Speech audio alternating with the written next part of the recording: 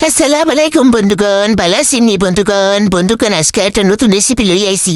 দেখবেন প্লিজ। প্রথমে চুলা একটা কড়াই বসাইয়া এরপরে বন্ধুগণ তেল দিয়ে দিলাম। এরপরে বন্ধুগণ পেঁয়াজ কুচি দিয়া বন্ধুগণ খুব ভালা কইরা বেজে লুমু। এরপরে বন্ধুগণ একেবারে বাদামি কালার কইটা বেজে লুমু। হালকা বাদামি কালার কইরা বাজ্যা। এরপরে বন্ধুগণ আদা রসুন বাটা দিমু। বন্ধুগণ রেসিপিটা ভালো লাগলে সাবস্ক্রাইব প্লিজ। বেশি ভালো লাগলে লাইক কমেন্ট শেয়ার করে পাশে থাকেন বন্ধুগণ। এরপরে ভালো কইরা বেজে লুমু। এরপরে বন্ধুগণ একটু গুঁড়া মশলা দিমু। একটু হলুদ গুঁড়া, মরিচ গুঁড়া, ধনিয়া গুঁড়া আর গরম মশলা গুঁড়া আর লবণ দিয়ে দিলাম। এরপর আবার একটু বেজে লুমু। বন্ধুগণ রেসিপিটা একদমই সাধারণ, আর কোনো রকম ইউনিক না, সাধারণ রেসিপি বন্ধুগণ। ভালো লাগলে ভালো একটা কমেন্ট করবেন বন্ধুগণ। এরপরে বন্ধুগণ করতাম এরপরে বন্ধুগণ একটু পানি দিয়ে দেবো। পানি দিয়া চুলায় ভালো করিয়া আবার ভালো করে বেজে লুমু। এরপরে বন্ধুগণ খুব ভালো করে বাজিয়া বন্ধুগণ।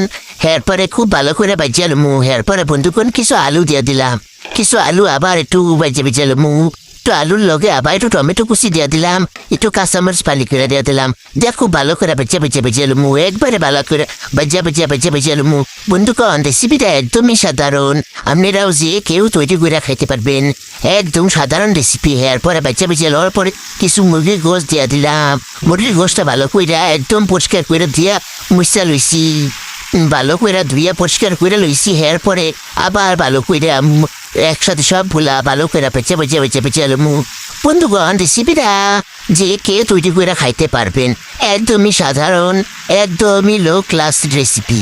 এরপরে বন্ধুগণ একটু গরম মশলা দিয়ে দেবো, একটু হলুদ গুঁড়া এই বন্ধুগণ ভুলে দিচ্ছিলাম গা। এরপরে বন্ধুগণ একটু গরম মশলা দিব, দারচিনি, এলাচ, লং, তেজপাতা। বন্ধুগণ অনেক কিছু বুঝলে জায়গা, অনেক কিছুই থাকে না।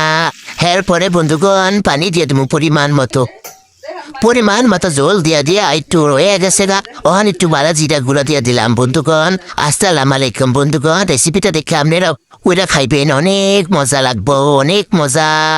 এরপরে আসসালামু আলাইকুম বন্ধুগণ। আল্লাহ হাফেজ, ভালো থাকবে।